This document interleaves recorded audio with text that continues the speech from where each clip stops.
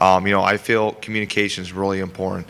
One of the things that I've learned through my undergraduate years and through my internships and through my job experiences is that those who can communicate are really providing a much better environment for themselves, for their employees, for their coworkers, for their bosses. The more everyone knows, the better it is. When you're doing something for your job or you have a task, it's always good to think who's involved and how does this affect everyone. Well, my definition of an ideal employee, I'm going to sound like a broken record, but, have pride in yourself. We talk about the interview process and getting that initial interview. It starts with that. I have occasion to have students in the mortuary science program call our firm to inquire about either the practicum, which is basically our apprenticeship program, or they've already graduated and they're looking for a placement as an apprentice. I can't tell you how important it is for you to clearly articulate your words when you call anybody to ask about a job. You may have a way of speaking with your friends and in a less formal setting, but when you call to apply for a job, that's as formal as it gets. You need to put your best foot forward, which means you need to speak clearly and articulate your words. If you are granted an interview, you need to show up appropriately dressed. In our field, that means for gentlemen, you need to be in a suit and tie. A dark suit. For ladies, same thing, a business suit. Your clothes should fit properly, and you should be dressed appropriately. Having pride in yourself will speak volumes. How nice your resume looks, and clearly we're going to look at that. But our business is more about people, and so myself and my staff are going to be evaluating you, how you present yourself. This is your one chance to get an opportunity, because there's probably not going to be a second chance. Theater to take those tools. So at this time, we'd like to take questions from the audience, if we have any. Oh.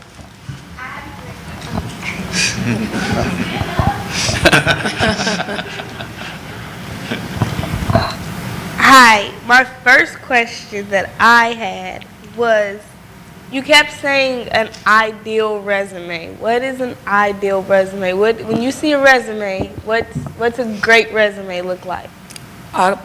For me, a great resume is consistent.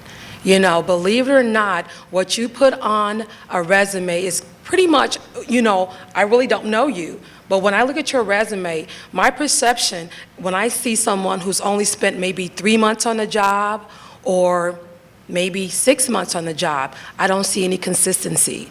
Employers want to employ folks who are wanting to come and show up and stay. So an ideal resume is, you've taken the time, you've done your research. There's so many different tools on the internet will assist you, and also here at the school, there's a career center. If you don't know how to do what we consider a proper resume, seek out help before you just apply to a position with a company. There's nothing worse in the world than when you open up a resume, there's no format there, there's no consistent employment. So to me, that shows an individual who has not taken the time, or who the perception is they don't care, they just want a job. They didn't think anything about preparing themselves or because that's you on that paper. So certainly an ideal resume is that you've taken your time, you formatted it correctly, and you don't have all of these, small stints of employment. You show consistency. And just to touch on what Darlene said, you definitely want to curtail your resume and cover letter, and if you have an objective in your resume, curtail that to the job that you're applying for, because we get a lot of resumes and we'll see, somebody who's applying for a contract specialist, but in their objective or cover letter says, my objective is to be a lab technician. So make sure that you're curtailing your resume for the position that you're looking for. So you're going to have a lot of resumes on your computer, and I suggest writing, resume for such and such company and save it as that, and save each one, because you can reuse them, but you definitely want to curtail that resume. The number one reason we terminate individuals is because of attendance. At Kelly Scientific, as I mentioned, we work with a multitude of customers, and so obviously there's a lot of different reasons why people get let go, but the number one reason is because of these essential employability skills. It's not because you can't do the job, because we wouldn't have hired you if you couldn't do the job. So it's definitely employability skills, and I would say the number one reason is the inability to get along with your coworkers or your supervisors. You may not like that your coworker is a certain religion or whatever the case may be, their stance on politics, but you don't have to agree with them. Just keep your mouth shut, do your job. You're there to do a job. You're not there to make friends, albeit everybody wants to get along with their coworkers and make friends, but if you don't agree with somebody, you don't get along with them, try to avoid them. Just be courteous and nice and get along with everyone. It makes everybody's life a lot easier, and you'll keep your job.